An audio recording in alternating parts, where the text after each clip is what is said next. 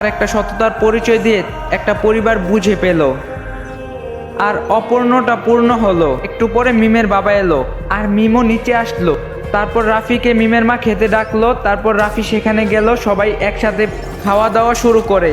হঠাৎ করে রাফি অনুভব করলো যেন তার পায়ে কেউ লাথি দিচ্ছে। তারপর রাফি দেখলো মিম এমনটা করছে আর মুসকি মুসকি হাসছে। তখনই মিমের বাবা রাফিকে বলল, রাফি তুমি দেখি অনেক মেধাবী, এত অল্প সময়ে অফিসের কতগুলো কাজ করছো। আমি বললাম জি স্যার। মিমের মা বলল, তুমি এখন কি শুরু করলে? ছেলেটা এখন খেতে বসছে আর তুমি অফিসের কাজ নিয়ে বললে। বাবা তুমি এই মাছের মাথাটা নেও তো, আমি নিজের হাতে রান্না করছি।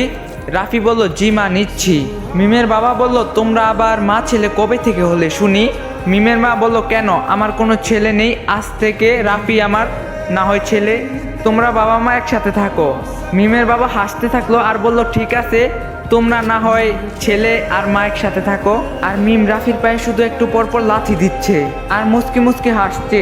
এটা দেখে মিমের বাবা বলে, কি হয়েছে আমার মা মনির এমন মুসকি মুসকি হাসছে? তখনই মিম কিছু বলার আগে তার মুখে খাবার আটকে যায় আর সে কেমন যেন করতে থাকে। মিমের মা বলল, তোর কি হলো মা, এমন কেন করছিস, নে পানি খা। মিম বলল, মা আমার গলায় মনে হয় খাবার আটকে গেছে, শ্বাস নিতে পারছি না। মিমের বাবা বলে, কি বলছিস, তাড়াতাড়ি পানি খা। মিম বলে, না বাবা আমি পারছি না। তখনই রাফি চেয়ার থেকে উঠে মিমের কাছে যায় আর তার পিঠে হাত দিয়ে মারতে থাকে।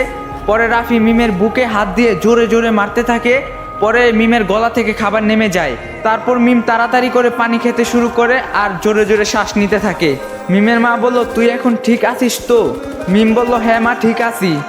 মিমের মা বলল, আমি তো ভেবেছিলাম কিছু যদি হয়ে যায়। মিম বলল, না মা এখন আমি ঠিক আছি। মিমের মা বলল, রাফি তুমি আবার কি করলে? তখন যেন মিম আবার ঠিক হলো। রাফি বলল, তা গলায় খাবার আটকে গিয়েছিল, তাই অমন করছিলাম যাতে তার গলা থেকে খাবার নেমে যায়। মিম বলল, আপনি এসব কিভাবে জানলেন? আমি বললাম, কলেজে শিখেছিলাম। মিমের মা বলল, আচ্ছা থাক মা, তোর আর খাওয়া লাগবে না, তুই এখন রুমে গিয়ে রেস্ট নে। মিমের বাবা বলল, হ্যাঁ মা তুই এখন যা। তারপর মিম তার রুমে চলে গেল আর আমি একটু পর আমি চলে গেলাম। তারপর শুয়ে রেস্ট নিচ্ছি, কাল আবার সকালে অফিসে যেতে হবে। একটু পর হঠাৎ মিম আমার রুমে চলে আসলো। আমি বললাম, আপনি এখানে কেন? মিম বলল, কেন আসতে পারি না বুঝি? আমি বললাম, না আসতে পারেন, এটা তো আপনারই বাড়ি। মিম বলল, চুপ, আরেকটা কথাও বলবেন না। আমি বললাম, আচ্ছা কথা বলবো না। মিম বলল, থ্যাংক ইউ ভেরি মাচ। আমি বললাম, সেটা কিসের জন্য? মিম বলল, কেন, আপনি যে আমার জীবন বাঁচালেন তাই। আমি বললাম, তা আবার কোথায় করলাম? মিম বলল, কেন, এই যে আমার গলায় খাবার আটকে গিয়েছিল তার জন্য আমি শ্বাস নিতে পারছিলাম না। আমি বললাম, তো এটা আবার আমি কি করলাম? মিম বলল, তা মানে কে, আপনি কি জানেন না এভাবে গলায় খাবার আটকে গেলে একটা মানুষ মারাও যেতে পারে, আর আপনি সেখানে থেকে বাঁচালেন। আমি বললাম, আপনি আমার জন্য যা করছেন তার কাছে এসব কিছুই না। মিম বলল, তা তো বললে হবে না, এখন এর জন্য আপনাকে একটা শাস্তি পেতেই হবে। আমি বললাম, এসব শাস্তি পরে হবে, আগে বলুন তো। তখন আপনি খাবারের সময় টেবিলের নিচ দিয়ে আমার পায়ে লাথি কেন দিছিলেন আর মুসকি মুসকি হাসছিলেন? আমার এই কথা শুনে মিম আবারও হাসতে লাগলো। আমি তার মিষ্টি দেখতে হাসি দেখতে লাগলাম। তখন সে বলল, তা হাসবো না কেন শুনি? আপনি আপনার টি শার্ট উল্টো করে পরছেন আর আপনাকে কেমন যেন দেখাচ্ছে।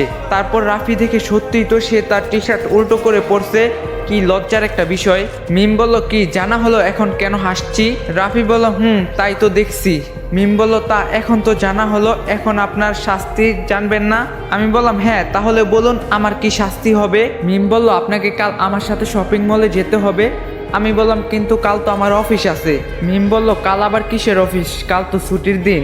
আমি বললাম, ও তাই তো, কাল তো ছুটির দিন। মিম বলল, তাহলে কাল আপনি আমার সাথে যাবেন শপিংয়ে। আমি বললাম, কিন্তু আমি আপনার সাথে কেন যাব? মিম বলল, কেন, আপনাকে শাস্তি পেতে হবে না? আমি বললাম, আচ্ছা তাহলে কালকে আপনার সাথে যাব শপিংয়ে। মিম বলল, এই তো ভালো ছেলের মতো কথা। আমি বললাম, জি বলুন। মিম বলল, আপনি তাড়াতাড়ি রেডি হন, আমরা এখন শপিংয়ে যাব। আমি বললাম, কিন্তু এত তাড়াতাড়ি কেন, পরে গেলে হয় না? মিম বলে, না পরে গেলে হয় না, আর এখন সকাল 10টা বাজে। আমি বললাম, আচ্ছা কিন্তু আপনার বাড়িতে আমি কি বলবো? মিম বলল, কি আবার বলবেন, আমার সাথে শপিংয়ে গিয়েছিলেন। আমি বললাম, কিন্তু। মিম বলল, কোনো কিন্তু নয়, আপনি এখন আসুন। এই বলে মিম চলে গেল আর আমিও কোনো উপায় না পেয়ে রেডি হলাম। তারপর দেখি মিমও রেডি হয়ে এসেছে, কিন্তু আজ যেন তাকে আর আগের মিমের মতো দেখা যাচ্ছে না। তাকে দেখে মনে হচ্ছে যেন আকাশ থেকে নীল পরি নেমে এসেছে।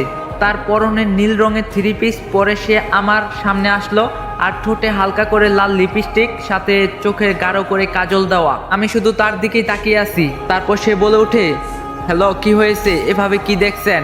আমি বললাম ও কিছু না, চলেন। আমি আর মিম যখনই বাইরে যাব তখনই মিমের মা দেখে বলে, কি কোথায় যাওয়া হচ্ছে? মিম বলল, মা ওনাকে নিয়ে শপিং এ যাচ্ছি। মিমের মা বলল, আচ্ছা তাড়াতাড়ি আসবি কিন্তু। মিম বলল, আচ্ছা ঠিক আছে মা। তারপর মিম আর রাফি মিমের গাড়িতে উঠলো, তারপর গাড়ি চালানো শুরু করলো। তারপর মিম বলে উঠে, ভালো কথা, আপনার কাছ থেকে তো জানাই হলো না আপনার বাবা মা কেন আপনাকে ত্যায্য পুত্র করছে। আমি বললাম, তা আমি বলতে চাই না। মিম বলল, না আপনাকে বলতেই হবে। আমি বললাম, আচ্ছা বাড়ি গিয়ে একবারে বলি। মিম বলল, আচ্ছা আপনার যেটা ভালো হয়। তো গাইস, যদি ভিডিওটা সবাই লাইক কমেন্ট শেয়ার, চ্যানেলে নতুন হয়ে থাকলে চ্যানেলটা সাবস্ক্রাইব করে দেওয়া যাবেন।